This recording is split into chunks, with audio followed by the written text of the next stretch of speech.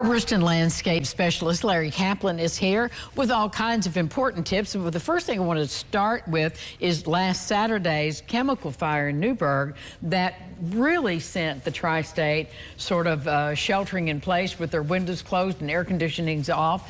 But what was the impact of that? First of all, I know you were hearing, people were pinging you and reaching out to you. Yeah. So what were your concerns at that time, and what are the very real concerns now for our landscaping? Excellent questions.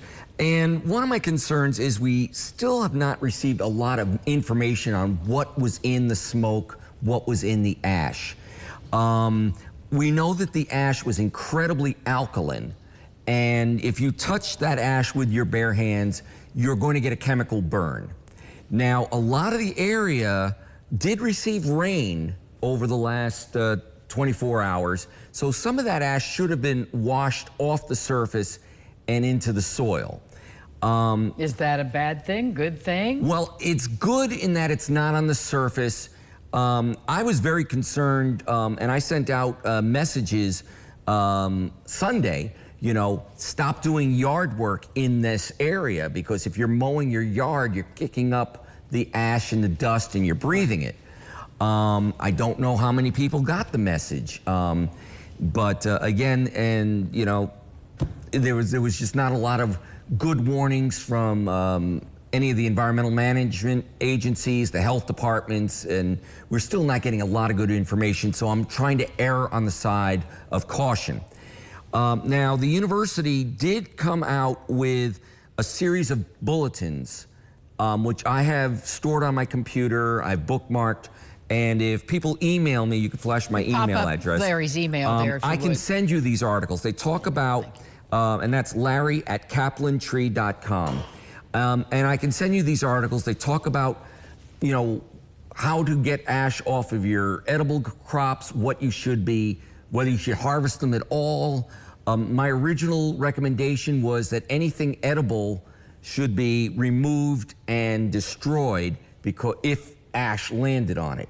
Because again, I don't know what is in that ash. I don't know how toxic it is. Well, then how do we get rid of it as well, Larry? Destroy it in what way? So if throw it in the trash. Tomatoes or fruit or whatever. Yeah, throw it in the trash. I had somebody who, you know, after I said, you know, if you got tomatoes and stuff, anything that was a fruit, just pick it, throw it away, and the next set of crop should be okay.